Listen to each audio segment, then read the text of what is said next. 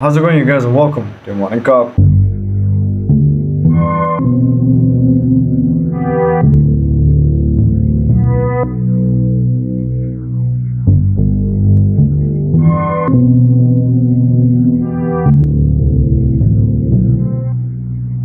We start today off with even more coming out of Myanmar's coup. Now, turns out that the Myanmarese coup is now turned into an all-out war zone as military armored vehicles are now officially on streets of several Myanmarese cities. Considering the fact that the protesters have not been deviated from their protests, even though there have been crackdowns on protesters, there have been house-to-house searches for protesters, and now with military-grade equipment on the streets of Myanmar, we're just seeing everything get worse.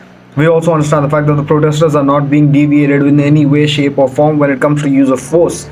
Well, there have been live rounds fired at protesters, rubber bullets fired at protesters with tear gases and water cannons, to you name it. Well, the Myanmarese coup has now taken an all new wave of aggression, considering the fact that the people have now blocked in railway lines and have refused to let the country function in its, well, previously acceptable means. What we understand today is the fact that the Myanmarese people deserve to have their liberation and deserve to have their democracy restored that they fought so hard to finally get in the year 2011. With still more updates rolling in, we will keep you updated as to what happens.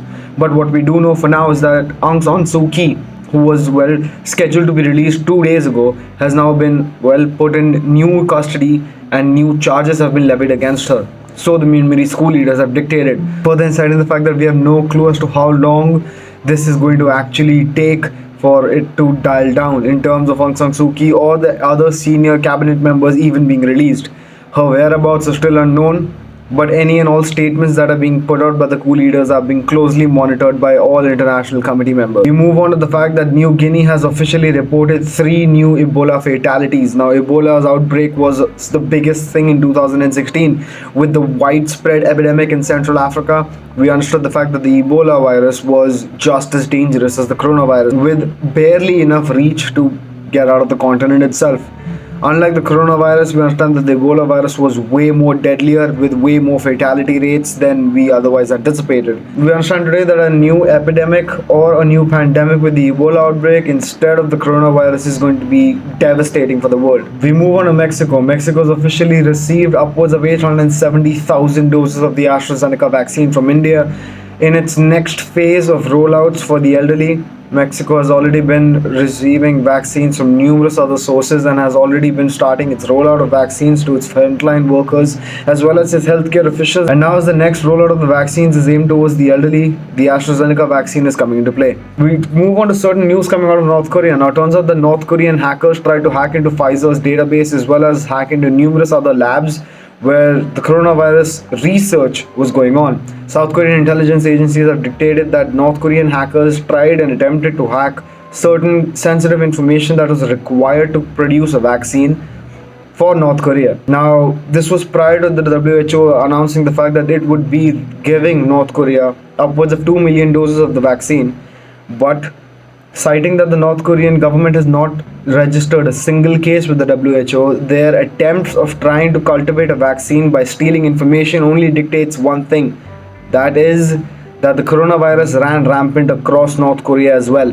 Whether their approach is ethical, whether it's necessary, is still anyone's guess. But considering that they could have just as well joined the global community in the fight against the coronavirus with no one even dictating to them that they needed to denuclearize to get a vaccine.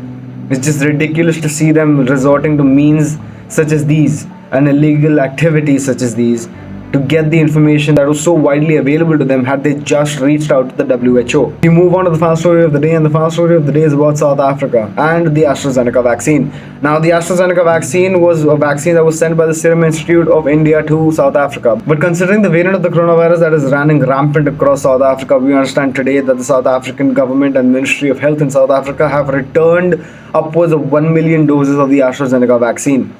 The Serum Institute of India has been dictated to receive these vaccines back from South Africa, considering that there is little to no effect on the variant of the coronavirus that is running rampant in the country.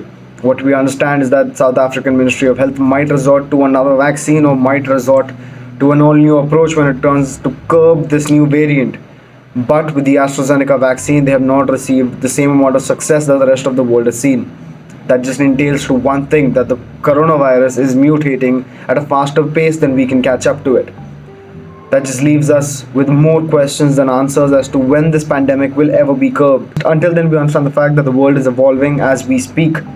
Yesterday's show was, well, I was unable to record it considering the fact that my brother was getting married yesterday. So, congratulations to him. But apart from that, we understand that the world and the news cycle doesn't stop. And rest assured, I will be here every day here on to make sure that whenever I'm capable and able, I will go out of my way to make sure that you guys are updated with everything you need to know regarding the world. But until then, this has been your morning cup. I'll see you tomorrow.